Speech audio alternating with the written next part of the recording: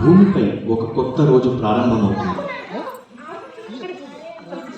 విశ్వం ఒక ఎడారి అయితే అందులోని నీలిరంగు నీటి చలమ ఒయాసిస్ మన స్వగ్రహం భూమి.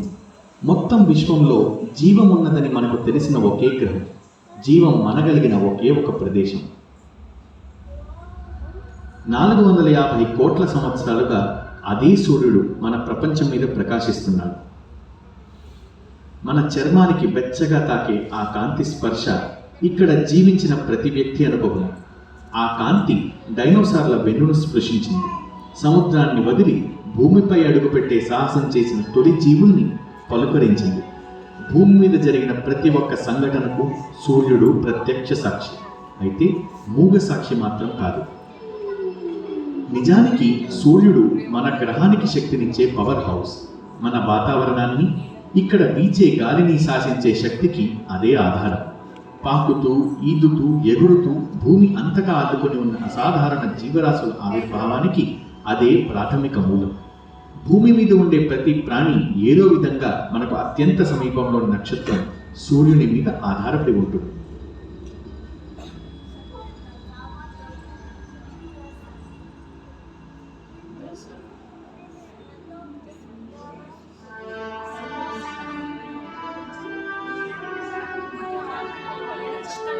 మన సజీవ తార సూర్యుడు.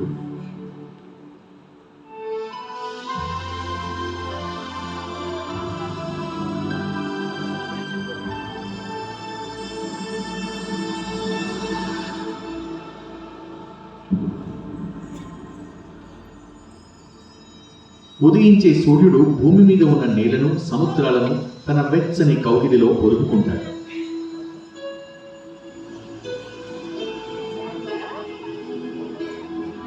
పోషణనిచ్చే సూర్యకిరణాలు మన గ్రహాన్ని చీకటి నుంచి రక్షించి రకరకాల జీవ వ్యాపారాలకు శ్రీకారం చుట్టి నడిపిస్తాయి.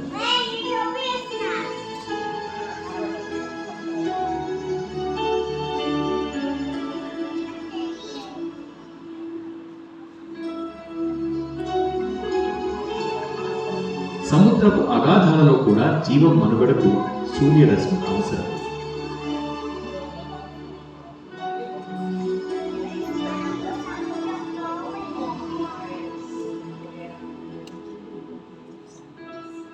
సముద్రాలలోనూ భూమి మీద ఉండే మొక్కలు సూర్యకాంతిలోని శక్తిని వినియోగించుకొని దానిని కిరణజన్య సంయోగ క్రియ లేదా ఫోటోసింథసిస్ అనే ప్రక్రియ ద్వారా ఆహారంగా మారుస్తాయి.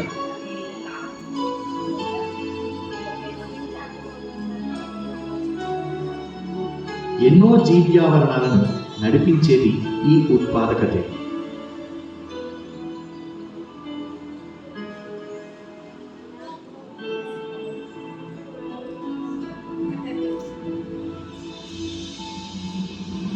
ఇది వాతావరణంలోకి విలువైన ఆక్సిజన్ను కూడా విడుదల చేస్తుంది.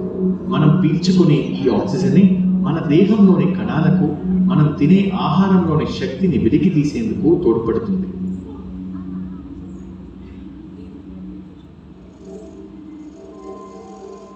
మన మనుగడకు సూర్యుడే ఆధారమని అర్థం చేసుకోవడానికన్నా ఎంతో ముందు నుంచే మానవాళి సూర్యుడిపై దృష్టి పెట్టింది. గతంలో ఉన్న లెక్కలేనన్ని నాగరికతలకు కాలాన్ని గమనించడానికి ప్రతి నెల, ప్రతిరోజు ఆకాశం మీదుగా పయనించే సూర్యుడి అగ్నిగోళమే దిక్కు. ప్రాచీన కాలం నుంచి ఆధునిక కాలం వరకు గతాన్ని జాగ్రత్తగా నిక్షిప్తం చేసుకుని భవిష్యత్తుకు ప్రణాళికలు వేసుకునేందుకు వీలుగా రూపొందించే క్యాలెండర్లకు సూర్య సంచారమే ఆధారంగా నిలిచింది. సూర్యుడు మన జీవన లయను శాసిస్తాడు. భూమి ఇరుసు ఒక పక్కకు వాలిన కారణంగా ఏడాది కాలంలో పగటిపూట భూమిని తాకే సూర్యకాంతి తీక్షణతలో మార్పు వస్తుంది. దానివల్ల ఋతువులు ఏర్పడి వృత్తిక్షయాలు పునరావృతమవుతూ ఉంటాయి.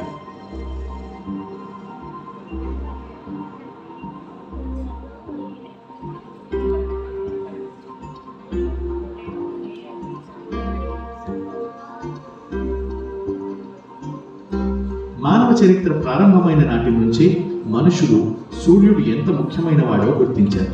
ఎన్నో పురాణ గాథలకు ప్రేరణ అయిన సూర్యుడిని వివిధ దేవతా స్వరూపాలుగా ఆరాధిస్తారు.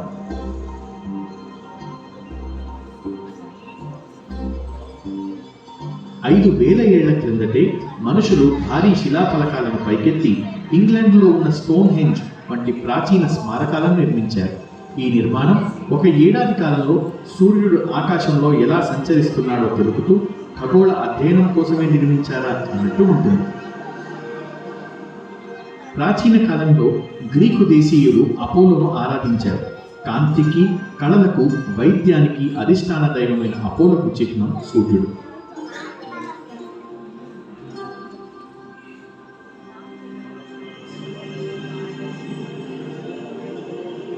నేటి ఆధునిక మెక్సికో దేశంలో మాయా నాగరికతకు చెందిన వారు సూర్యుడిని అనుసరించే స్మారకాలను నిర్మించారు.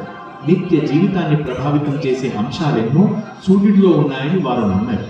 ఆకాశంలో సూర్యుడి సంచారానికి సంబంధించిన ఖచ్చితమైన వివరాలను నమోదు చేశారు. ఇంకా నాగరికతకు చెందిన మాచు పిచ్చు నగర శిథిలాల్లో దేవుడైన సూర్యుడు ఇంటి పగటిపూట చేసే సంచారాన్ని అనుగమించే ఛాయా గడియారాన్ని చూడవచ్చు. నేటికి దక్షిణ అమెరికా వాసులు ప్రతి ఏటా అతి దీర్ఘమైన దినం నాడు ఇంటిరేమి అనే పండుగ జరుపుకుంటారు.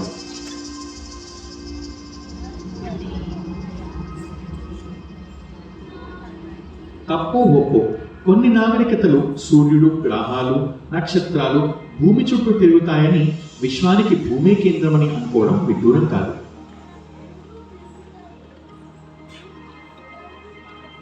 అంతరిక్షంలో మన స్థానం గురించి నిజాలు బయటకు రావడం 16వ శతాబ్దంలో మొదలైంది. ఐరోపా ఖండపు ఖగోళవేత్త నికోలస్ కోపర్నికస్ సూర్యుడు కేంద్రంగా ఉండే సౌరమండల వ్యవస్థ నమూనాని ప్రతిపాదించారు.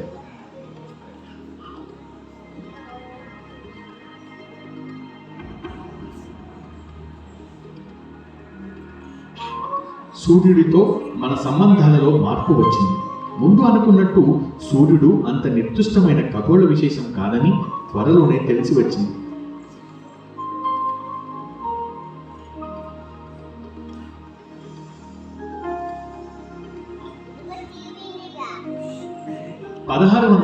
సంవత్సరంలో ఇటలీ ఖగోళవేత్త గలీలియో గెలీలీ మొట్టమొదటిసారి టెలిస్కోప్ అనే పరికరం ఉపయోగించి సూర్యుడిని పరిశీలించారు. సూర్యుడి ఉపరితలం మీద వికారంగా నల్లని భారీ మచ్చలు ఉండడం గమనించి ఆశ్చర్యపోయారు. ఆ మచ్చలని సన్ స్పాట్స్ అంటున్నాం. వీటికి సంబంధించిన సమాచారం వైజ్ఞానిక విప్లవం దిశగా పెనుమార్పు తీసుకువచ్చింది. భూమి మీద మనకు మాదిరిగానే అంతరిక్షంలోనూ అవే నిర్దిష్టమైన నియమాలు వర్తిస్తాయి. క్రమంగా పురాణాల స్థానాన్ని శాస్త్ర విజ్ఞానం ఆక్రమించింది. శతాబ్దాలు గడిచే కొద్దీ సాంకేతిక పరిజ్ఞానంలో ప్రగతి కారణంగా సూర్యుడి గురించి మనకున్న జ్ఞానం విస్తరించింది. ఎందరో ఖగోళవేత్తలు నక్షత్రాల వైపు దృష్టి సారించి వాటి రహస్యాలు వెల్లడి చేయడానికి నడుం కట్టారు. భూమి నుంచి సూర్యుడు 15 కోట్ల కిలోమీటర్ల దూరంలో ఉన్నాడని లెక్క కట్టారు. సూర్యుడు పాలపుంతలో ఉన్న 20,000 కోట్ల తారలలో ఒకడు మాత్రమేనని ఇప్పుడు మనం ఒక అంచనాకు రావచ్చు. మనం సూర్యుడి చుట్టూ తిరిగినట్టే సూర్యుడు కూడా 25 కోట్ల సంవత్సరాలకు ఒకసారి మన గెలాక్సీ కేంద్రం చుట్టూ తిరుగుతూ ఉంటాడు.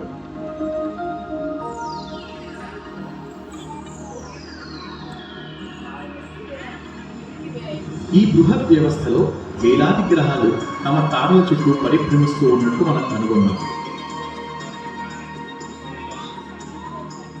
ఆ బాహ్య గ్రహాలు నేటికి వాటి వాటి సూర్యకాంతులలో వెచ్చదనం పొందుతాయి.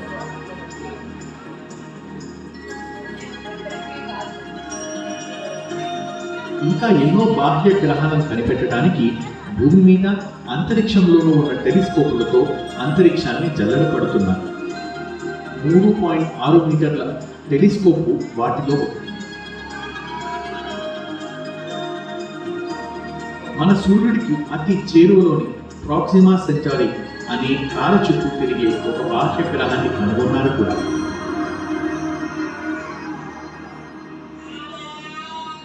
ప్రస్తుతం మనకి ఈ కొత్త ప్రపంచాలు జీవం ఉండడానికి అనుకూలమైనవా కావా అనేది తెలుసుకోగల సాంకేతిక సామర్థ్యం లేదు. కానీ రానున్న 1-2 దశాబ్దాలలోనే మన అన్వేషణలు, అధ్యయనాల ద్వారా మనం ఈ విశ్వంలో ఒంటరిగా లేమని తెలుసుకోవచ్చు. గ్రహాంతర జీవం కోసం అన్వేషణకు మన నక్షత్రం వంటి తారల చుట్టూ పరిభ్రమించే గ్రహాలే ఉత్తమం. ఒక నక్షత్రంగా మన సూర్యుడికి ఏ ప్రత్యేకత లేదు. తనొక సగటు తార. నక్షత్రాలు రకరకాల పరిమాణాలు, రంగుల్లో ఉండే చిన్నమైన డ్వార్ఫ్ కుబ్జతారల దగ్గర నుంచి 500 కోట్ల సూర్యులను తమలో ఇముడ్చుకోగల సూపర్ జైంట్ల వరకు ఉంటాయి.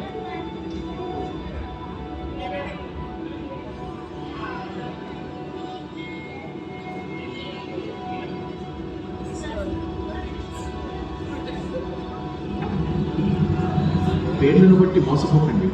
ఎల్లో డ్వార్ఫ్ పసుపు కుబ్జతారల కోవకి చెందినవాడు మన సూర్యుడు. మన భూమి వంటివి 10 లక్షల గ్రహాలు తేలికగా పట్టేంత పెద్దవాడు. భారీ పరిమాణం గల ప్రకాశవంతమైన సూర్యుడు మన సౌర వ్యవస్థను ఏలుతుంటాడు. ఈ తార తన గ్రహాల మొత్తం పరిమాణం కన్నా 500 రెట్లు పెద్దది. 500 కోట్ల సంవత్సరాల వయసున్న మన సూర్యుడు యుక్త వయసులో ప్రవేశించాడు.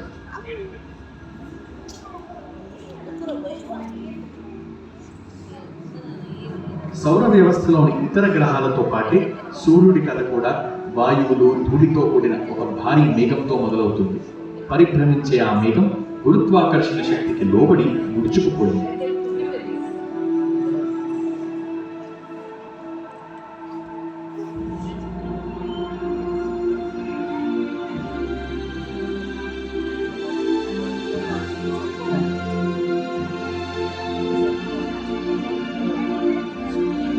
ఫలితంగా మధ్య భాగంలో మండే ఒక గోళం పుట్టింది.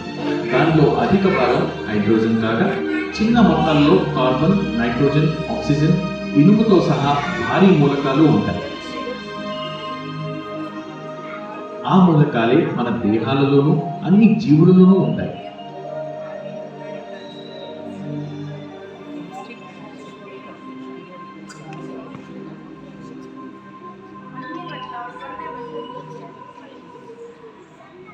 మౌలికంగా సూర్యుడు మన ప్రపంచానికి భిన్నంగా ఉంటాడు. మనం సూర్యుడిపైకి అడుగు పెట్టడానికి గట్టి నీడలాంటిది లేకపోయినా కంటికి కనిపించే ఉపరితలం అయితే ఉంది. కాంతి వలయం, ఫోటోస్పియర్ అని పిలిచే ఆ ప్రాంతం ఉడుకుతున్న భారీ పులుసు గిన్నెలా ఉంటుంది. కనబడే ఆ ఉపరితలం మీద 5500 డిగ్రీల సెల్సియస్ ఉష్ణోగ్రత ఉంటుంది. అది ఎక్కువ వేడి ఉండే వంటింటి ఓవెన్ల కన్నా 20 రెట్లు ఎక్కువ ఉష్ణోగ్రత.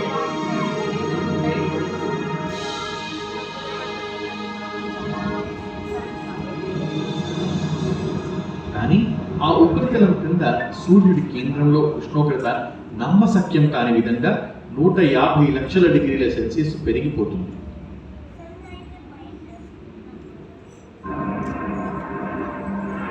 సూర్యుడి లోపలికి చూడగలిగితే ఆ శక్తి ఎక్కడి నుంచి వస్తోందో తెలుసుకోవచ్చు. సూర్యుడి గర్భంలోనే ఇంచుమించుగా ఆ తార శక్తి అంతా పుడుతుంది. విపరీతమైన వేడి, ఒత్తిడి హైడ్రోజన్ అణువులను ఏకం చేసి హీలియంని తయారు చేస్తాయి. అత్యధిక పరిమాణంలో శక్తి విడుదలవుతుంది. ఆ ప్రక్రియనే న్యూక్లియర్ ఫ్యూజన్, అణు సంఘటన అంటారు. ఫ్యూజన్ ప్రక్రియ ద్వారా సూర్యుడు సెకనుకు 600 మిలియన్ టన్నుల హైడ్రోజన్ వినియోగించుకుంటూ 596 మిలియన్ టన్నుల హీలియంగా మారుస్తారు. మిగిలిన 4 మిలియన్ టన్నుల పదార్థం అపారమైన, అంటే ఒక ఏడాది కాలంలో మొత్తం ప్రపంచం ఉపయోగించే శక్తి కన్నా 1 మిలియన్ రెట్లు అధికమైన శుద్ధ శక్తిగా మారుతుంది.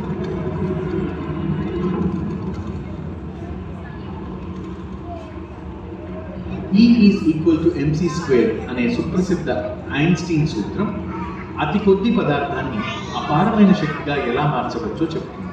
కాంతి వేగాన్ని c, పదార్థం m రాశితో గుణించి దాన్ని తిరిగి కాంతి వేగంతో హెచ్చవేస్తే అది శక్తి పరిమాణానికి E సమానం అవుతుంది. 1 గ్రాము పదార్థంలో దాగి ఉన్న శక్తి పరిమాణం ఎంత అనేది ఊహించడం కూడా కష్టం. సూర్యుడి కేంద్రం వద్ద ఫ్యూజన్ వల్ల ఉత్పత్తి అయ్యే శక్తి విడుదల కోసం పరుగు ప్రారంభిస్తుంది. కానీ లోపలున్న ద్రవ్యరాశి సాంద్రత వల్ల 1 మిల్లీమీటర్ దూరం వెళ్లేలోగానే అణువుల రూపంలో అడ్డంకులు ఎదురవుతాయి. ఫలితంగా శక్తి లోపలికి పీల్చుకోబడుతూ తిరిగి విడుదల చేయబడుతూ చివరికి ఎన్నో వేల ఏళ్లకి కాంతి, ఉష్ణాల రూపంలో సూర్యుడి ఉపరితలాన్ని విజయవంతంగా చేరుకుంటుంది. ఇక్కడి నుంచి అది ఇక ఏ ఆటంకం లేకుండా కాంతి పరివేష్టం కరోనా అని పేర్కొనే పల్చగా ఉండే సూర్యుడి వాతావరణం గుండా అంతరిక్షం అగాధాలలోకి ప్రయాణం సాగిస్తుంది.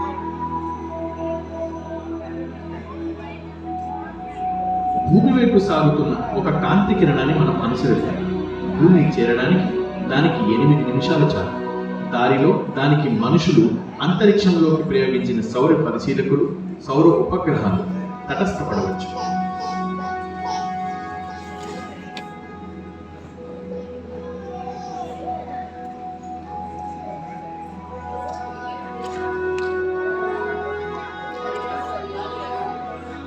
ఉడుకుతున్న సూర్యుడిని శాస్త్రవేత్తలు నిర్విరామంగా గమనించేందుకు వీలుగా యునైటెడ్ స్టేట్స్, యూరోప్, జపాన్ దేశాలు స్టీరియో సోహో, ఎస్డిఓ వంటి ఖగోళ పరిశోధనాశాలను నిర్మించారు.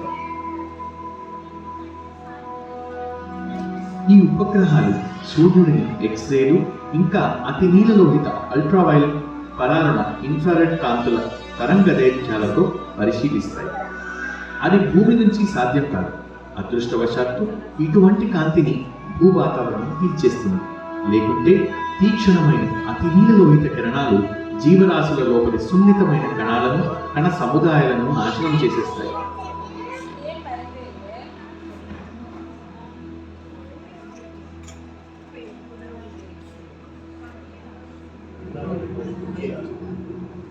సోహో వంటి దృఢమైన ఉపగ్రహాలు సూర్యుడి అధ్యయనానికి స్పెక్ట్రోస్కోపీని వాడుకుంటాయి.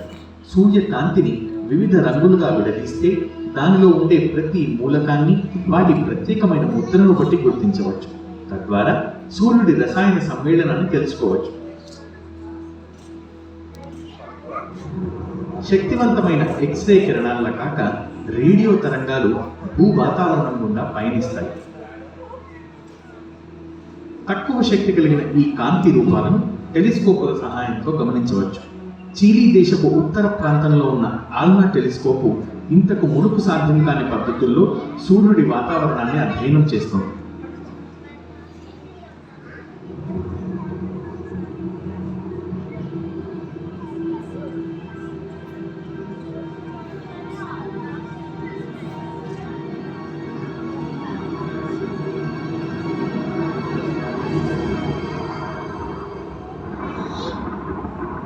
భూమి మీద నుంచి, అంతరిక్షం నుంచి జరిపిన అధ్యయనాల వల్ల మన నక్షత్రం అప్పుడప్పుడు కల్లోలానికి గురి అవుతుందని తెలిసింది. సూర్యుడిలో గెలీలియో కనుగొన్న మచ్చలు అతి శక్తివంతమైన రేణువులను వెదజల్లే విస్ఫోటాలని మనకిప్పుడు తెలుసు. వాటిని సౌర జ్వాలలు లేదా సోలార్ ఫ్లేర్స్ అని పిలుస్తారు. ఆ జ్వాలలు ఉపగ్రహాలను, భూమి మీద విద్యుత్ శక్తి వ్యవస్థలను నాశనం చేయగలవు.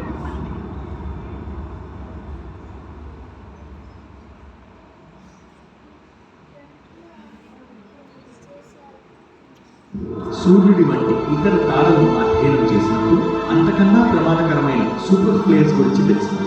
వాటికి ఉండే శక్తి అపారం. అతి తీవ్రమైన ఈ విస్ఫోటనాలు జీవం మనుగడకు ముప్పు కలిగించవచ్చు. మన సూర్యుడి నుంచి అలాంటి విస్ఫోటనం జరిగే ప్రమాదం లేదు, కానీ అందుకు గల అవకాశాలను కొట్టిపారాయి. విధ్వంసం కలిగించగల బ్రహ్మాండమైన శక్తి ఉన్నప్పటికీ మొత్తం మీద మన సూర్యుడు మేలు చేసే శక్తి అనే చెప్పాలి.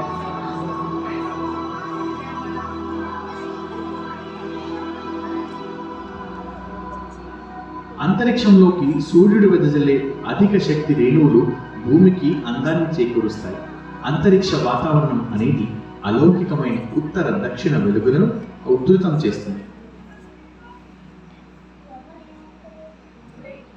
మనకు రక్షణ కవచంగా ఉండే అయస్కాంత క్షేత్రం ఆకర్షణకు లోనే సూర్యుడు విడిచిమన్న రేణువులు భూ వాతావరణంతో సంపర్కం కలుగుతుంది. వాటి పరస్పర ప్రభావం వల్ల ధ్రువాల వద్ద ఈ అరోరాలు ఏర్పడతాయి.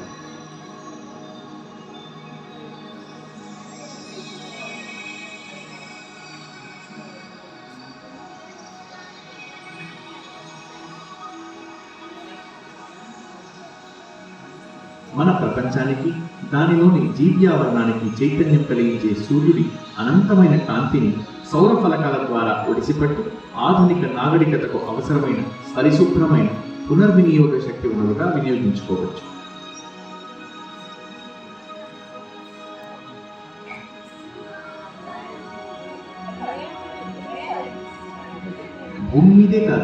అంతరిక్షంలోనూ సౌర ఫలకాలు ఎంతో సౌకర్యంగా ఉంటాయి. వీటి ద్వారానే ఉపగ్రహాలు తమ మీద పడే అపారమైన సౌరశక్తి నుంచి దాదాపు 30% శక్తిని గ్రహించి వాడుకుంటాయి.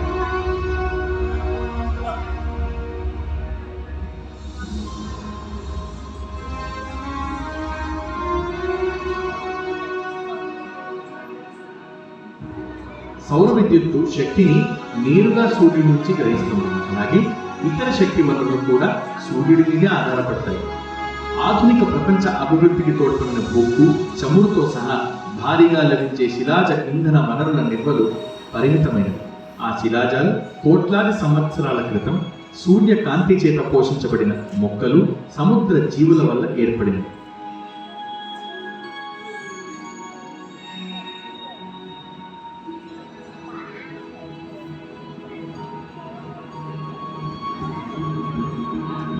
కోట్లాది సంవత్సరాలుగా భూగర్భంలో నిక్షిప్తమైన శిలాజ ఇంధనాలను మండించడంలో మనం చూపిన అత్యుత్సాహం వల్ల మన వాతావరణం తాలూకు రసాయనిక నిర్మితే మారిపోయింది. విశ్వవ్యాప్తంగా వాతావరణంలో మార్పులు వచ్చి జీవి ఆనందానికి చేతుగా పరిణమించింది. సూర్యుడి నుంచి తోసివేయబడుతున్న శక్తిని వినియోగించుకోవడం కాదు, సూర్యుడి గర్భంలో జరిగే ఫ్యూజన్ ప్రక్రియపై పట్టు సాధించడమే మన సమస్యకి దీర్ఘకాలిక పరిష్కారం అని కొందరి ఆలోచన. ఫ్యూజన్ ప్రక్రియకు అవసరమైన ఇంధనం అపారంగా లభ్యమవుతోంది. విశ్వంలో అపరిమితంగా లభించే మూలకం హైడ్రోజనే ఈ ఇంధనం.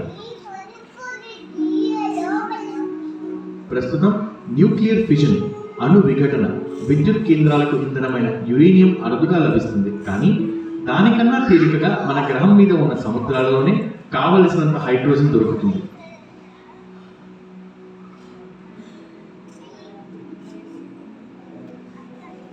మానవాళి అవసరాలకు తగినంత శక్తిని ఫ్యూజన్ ప్రక్రియ అందజేస్తుందని మనం ఆశపడుతున్నాం. కానీ సూర్యుడి విషయంలో ఆ మాట చెప్పలేము.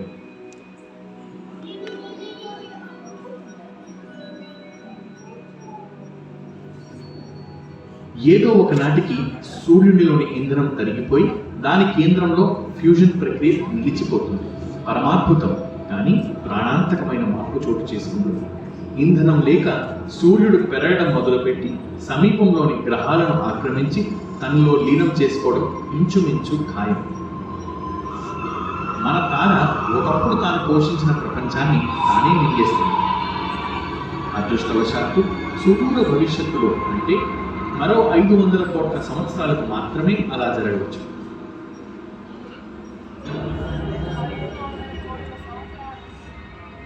అప్పటి వరకు ఈ చిన్ని నీలి గ్రహం మీద జీవాన్నిచ్చే సజీవ తార మన సూర్యుడి అమృతమైన కిరణాలనే గ్రోలుతూ జీవ పరివ్యాప్తి జరుగుతూనే ఉంటుంది.